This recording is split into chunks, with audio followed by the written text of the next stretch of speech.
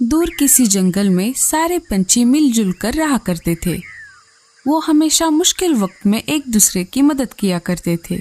उसी जंगल में 4 दोस्त रहा करते थे, जिसमें से एक का नाम लाडो चिड़िया था, जो जंगल के सभी पक्षियों में सबसे समझदार और दयालु चिड़िया थी।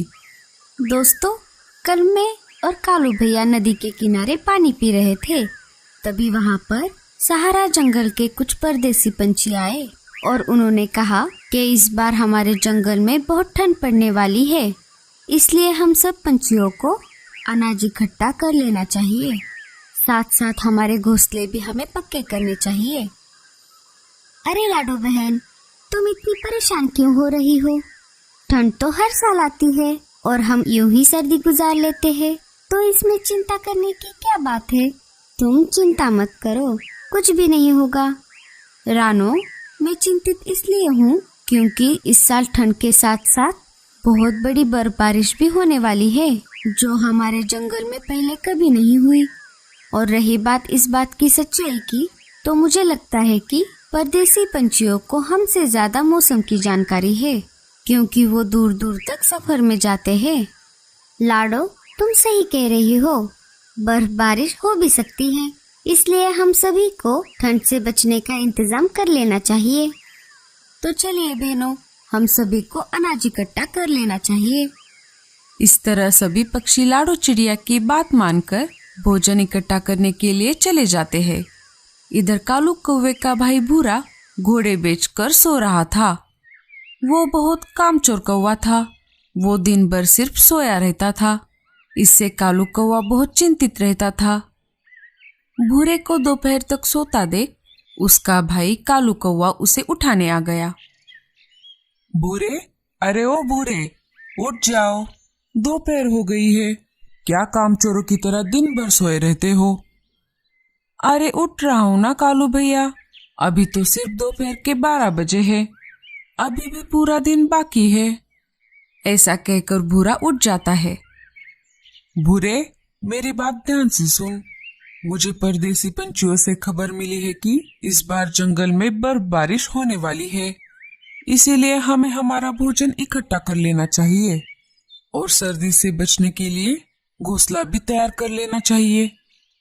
कालू भैया, तुम जाओ, तुम मेरी चिंता मत करो, मुझे ठंड से कुछ नहीं होगा। सोच ले भूरे, मैं तुम्हारे लिए दाना नहीं लाऊंगा। ठीक है, तुम जाओ, मैं तो चला सोने। ऐसा कहकर भूरा फिर से सो जाता है। कालू कौवा अनाज इकट्ठा करने के लिए दूसरे जंगल चला जाता है। दिन भर मेहनत करने के बाद लाडो, रानो, बुलबुल और मीनू मौसी अपने अपने घर वापस आ जाती है। लाडो चिड़िया अपने घोंसले में बैठी हुई थी। तभी वहां पर कालू कौवा आ जाता है और कहता है, लाडो, आज तो मैंने तुम्हें दिन भर नहीं देखा। हाँ कालू भैया, आज मैं और बाकी सारे पक्षी अनाज इकट्ठा करने के लिए दूसरे जंगल गए थे। वैसे आप भी भोजन इकट्ठा कर लो। आपको तो पता है इस बार बहुत ठंड पड़ने वाली है। हाँ लाडो, मैं भी अनाज इकट्ठा कर लूंगा। वैसे मुझे तुमसे एक मदद चाहिए। बोलिए ना कालू भैया, मैं आपकी क्या मदद करूं? लाडो, तुम मुझे कुछ अनाज दे दो, मैं तुम्हें कल वापस कर दूंगा। ठीक है कालू भैया। और फिर लाडो कालू कौवे को अनाज के दाने दे देती है। कालू कौवा खुश हो जाता है और अनाज के दाने लेकर अपने घर चला जाता है। सुबह हो जाती है। रानो, मुझे लगता है हमारे जंगल में तिनकों की कमी हो गई है। कल भोजन इकट्ठा करते वक्त मैंने तिनके की खोज की, पर मुझे बहुत कम ही तिनके मिले, जो बहुत ही ज्यादा कमजोर थे। मुझे नहीं लगता वो तिनके घोंसले बनाने के लायक है। मुझे भी कुछ खास नहीं मिला था। अगर ऐसा ही हाल रहा तो हम वक्त पर हमारे घोंसले नहीं ठीक कर पाएंगे। क्या हुआ बहनों, तुम इतनी परेशान क्यों दिख रही हो? अरे लाडो, क्या बताऊं, मुझे लगता है हमारे जंगल में तिनकों की कमी हो गई है। मुझे और रानो को सही से तिनके नहीं मिले। अगर ऐसा ही हाल रहा तो सर्दी से पहले हम हमारे घोंसले नहीं ठीक कर पाएंगे। वैसे भी जब सर्दी आएंगी तब का तब देख लिया जाएगा। हमारे घोंसले तो अभी तक मजबूत ही है। नहीं मीनू मौसी, हम यूं ही बैठकर सर्दियों का इंतजार नहीं कर सकते। हम तिनके जमा करने सहारा जंगल की तरफ जाएंगे।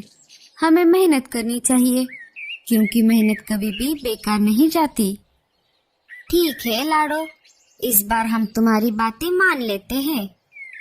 और सभी पक्षी उड़कर सहारा जंगल की तरफ चले जाते हैं।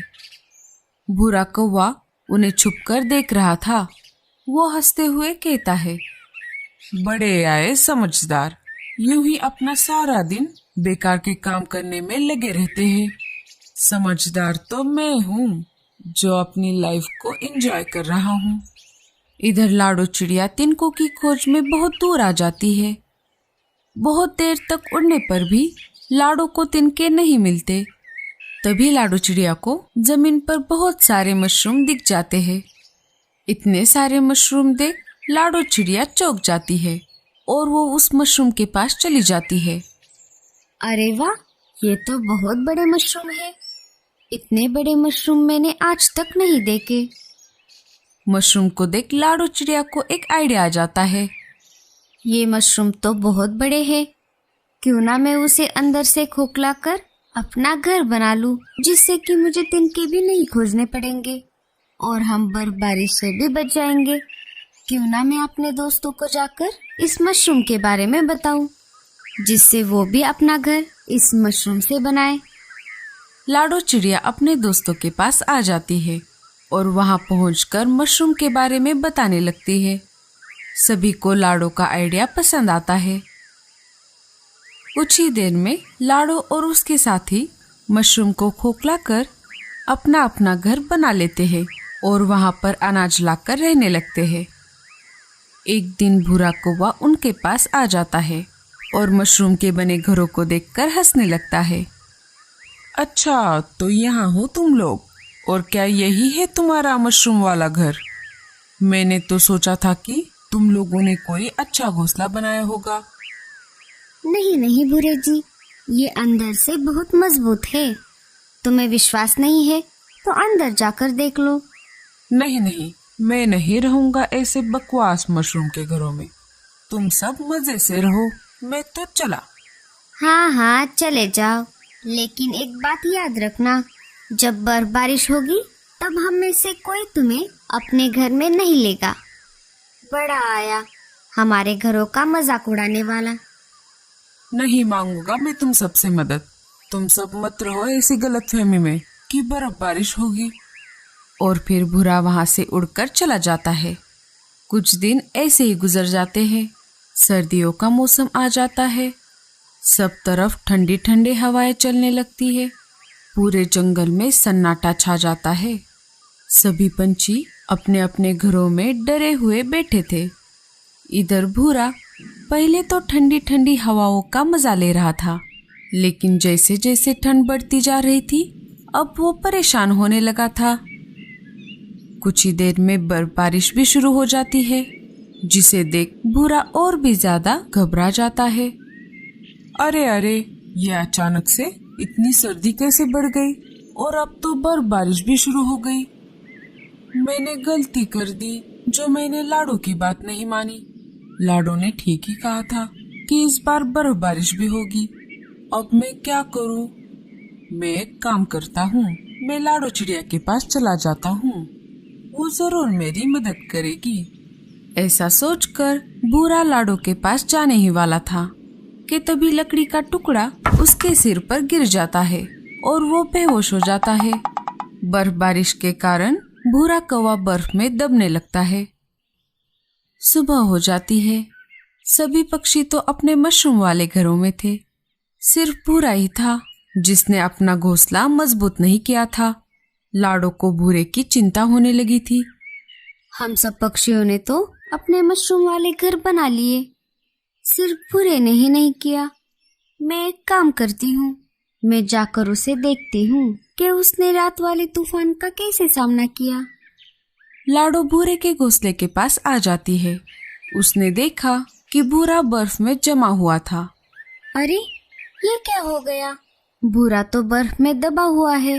और इसके सिर पर तो चोट भी दिख रही है। मैं एक काम करती हूँ, जल्दी से सभी को बुला कर लाती हूँ। मैंने तो पहले ही कहा था कि वो भी हमारे साथ मशरूम के घर में रहे, पर वो कहाँ मानने वाला था। उसने मेरी एक भी नहीं सुनी और अब देखो भुगत रहा है ना। वो सब रहने दो मीनू मौसी, अब हमें भूरे को ठीक करना होगा। ठीक कहा तुमने लाडो, मैं जाकर डॉक्टर उल्लू चाचा को बुला कर लाता हूँ। कालू भैया, मैं भी आपके साथ चलूंगी। ठीक है, चलो मेरे साथ। उल्लू चाचा, अरे ओ उल्लू चाचा, जल्द से दरवाजा खोलिए। मैं हूँ कालू, थोड़ी इमरजेंसी है। कालू की ये बात सुनकर उल्लू चाचा बाहर आ जाते हैं। अरे कालू तुम, और कैसे इमरजेंसी है? कालू सारी बातें उल्लू चाचा को बता देता है। हाँ हाँ, तुम चिंता मत करो, मैं अभी दवाई लेकर तुम्हारे साथ चलता हूँ। इधर सभी पंछियों ने मिलकर भूरे को बर्फ से बाहर निकाल लिया था। सभी भूरे के पास आ जाते हैं। उल्लू चाचा भूरे को दवाई पिला देते हैं और उसकी मलहम पट्टी कर देते हैं। भूरा सभी पंछियों को अपने पास देख बहुत खुश हो जाता है। आप सभी का बहुत बहुत धन्यवाद जो आपने मेरी जान बचाई। धन्यवाद की कोई जरूरत नहीं है, तुम तो हमारे दोस्त हो। तुम चिंता मत करो, हम सभी पंछी मिलकर तुम्हारे लिए एक मशरूम का घर बना देंगे। सभी पंछी मिलकर भूरे कौवे के लिए एक मशरूम का घर बना देते हैं। फिर सभी पंछी एक साथ खुशी खुशी रहने लगते हैं।